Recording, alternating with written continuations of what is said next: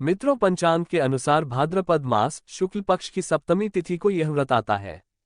वर्ष 2025 में यह व्रत 30 अगस्त 2025 शनिवार को पड़ रहा है।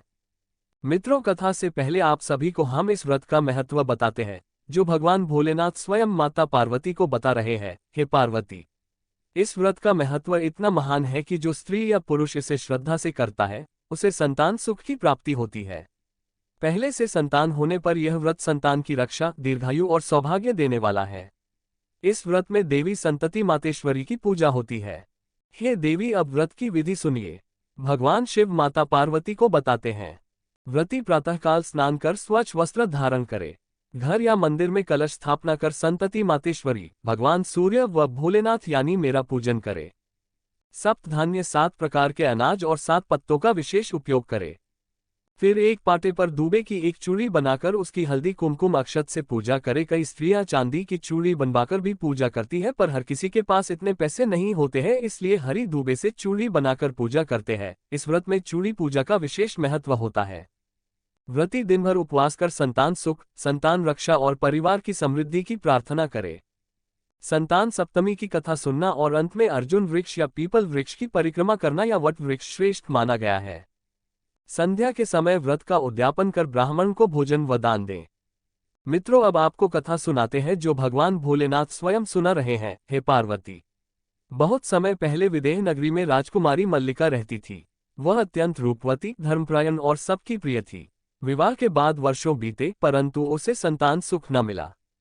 मल्लिका दिन रात उदास रहती। एक दिन वह महल से निकलकर वन में चली गई और एक विशाल वटवृक्ष के नीचे रोने लगी। उसकी करुण पुकार सुनकर संतति देवी वहीं प्रकट हुई। देवी ने कहा, बेटी, तू इतना दुखी क्यों है? मल्लिका बोली, माता, धन, वैभव, प्रेम सब कुछ है, लेकिन मेरे जीवन में संतान का सुख नहीं है। यही मेरी सबसे बड़ी पीड़ा है। देवी मुस्कुराई और बोली, यदि तू सच्चे मन से व्रत करेगी तो तुझे संतान सुख अवश्य मिलेगा। सुन, भाद्रपद शुक्ल सप्तमी को संतान सप्तमी व्रत कर। इस व्रत में न हिंसा है, न बलि, केवल सात्विकता और भक्ति ही चाहिए।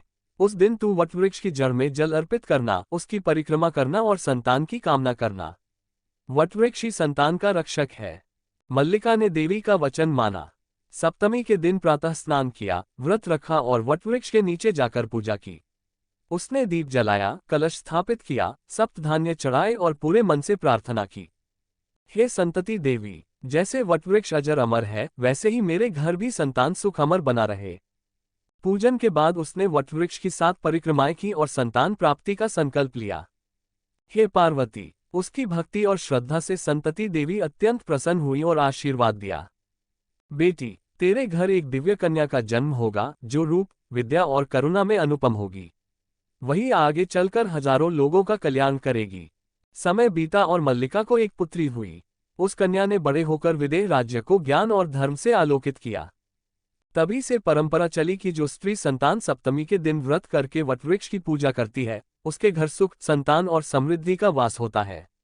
भोलेनाथ बोले, हे पार्वती, यह व्रत केवल संतान ही नहीं देता, बल्कि संतान के साथ साथ दीर्घायु, आरोग्य और सौभाग्य भी प्रदान करता है।